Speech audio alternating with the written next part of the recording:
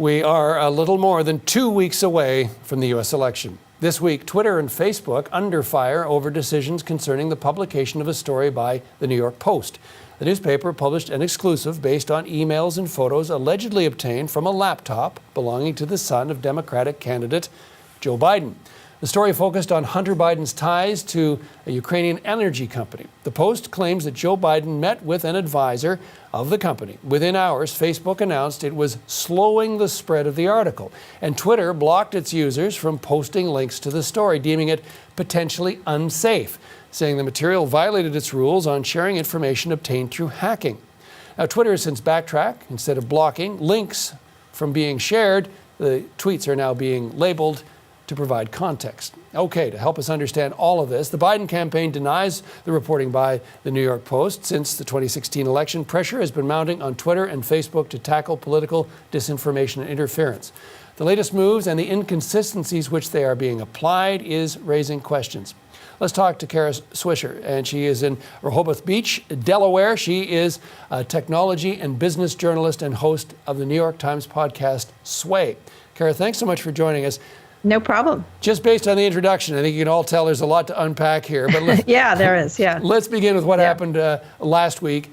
What do you make of the way that Twitter and Facebook decided to restrict access to this readily available New York Post article? Sure. I think the issues here were many, and I think it shows the problems with these two companies, especially in dealing with misinformation. Now, this article, this is a lot of allegations. A lot of other news outlets have sort of cast doubt upon this story. That's besides the point, because lots of stories that aren't correct get out there. I think what it is they've been trying to label misinformation. They've been trying to deal with things, and they have all kinds of rules, a myriad of rules, some of which conflict with each other. And so in this case, there was some personal information in the story that was put out on these platforms. Other cases, it was questionable whether it was hacked into. And so they do have rules on these things. They just don't apply them all in the same way. And so it had a double whammy of this stuff. And so they immediately, because they've been so criticized for not doing anything about it, misinformation, they're going over and above to deal with it, misinformation, which this may be. Like, that's the thing, is they just didn't do enough about it. And they then attacked what it was, I don't know what to say about the New York Post, but it's a tabloid here. And so, but it is something people read. It's not as if it seems like Russian information or something else. And so what they're trying to do is make up for lost time. And unfortunately, they're not doing it with a lot of subtlety or any kind of rules that people understand. So as you say, make up for lost time, the accusation there. Is it barring the barn doors after the horse has fled in terms of the misinformation that's circulated on social media?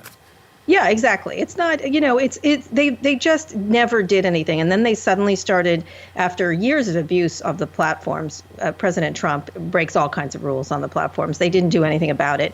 And would put up a lot of lies and misinformation and stuff that was borderline violent and everything else.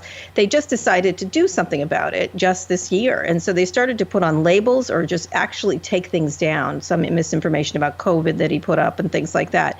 And so they've been sort of struggling to figure out the best way to do it. And every time they do it, the GOP attacks them, or President Trump attacks them. And so they're under a lot of political pressure. They're under a lot of scrutiny from people who are going to be regulating them. They're under scrutiny from regular citizens who are like, what are you doing? And nobody understands it. Even if you agree with one side or the other's political side, it still doesn't make any sense. And I think that's what people were angry about. And so they've tread too softly, and now they're treading too heavily, or maybe they're not. But it certainly isn't understandable for a lot of people. And I think that's the big problem, is that they didn't do their jobs before. If they had been doing this the whole time, just the way other news organizations do, or media companies, which they are, even though they don't like to be called that, nobody would be this upset about it. But it's 2 weeks before the election. It's a story that President Trump is trying to put out, which has been widely dismissed by most credible news organizations, this story around Hunter Biden. But nonetheless, these companies have brought it back to the fore again, which is just what the people who are spreading misinformation want. They want confusion. We got time for one more question. You mentioned, of course, just a little over 2 weeks before the election. What is the potential jeopardy here that social media and potentially democracy is in with the dispute over elections, with the dispute over mail-in ballots? What are you most concerned about we could be headed into in the next 2 weeks and maybe beyond?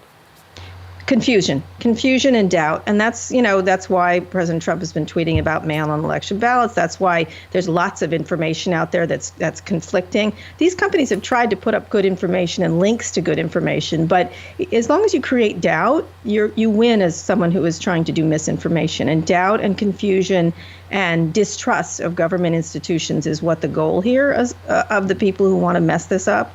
And so it's very difficult for these companies to fight back against that, because doubt and misinformation, that's what it's designed for, to create chaos.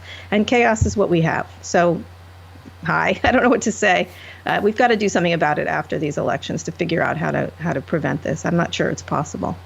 We will see how it all plays out. Thanks for helping us do that. All right. Thank you very much. Kara Swisher is a technology and business opinion writer with the New York Times and host of the New York Times podcast, Sway.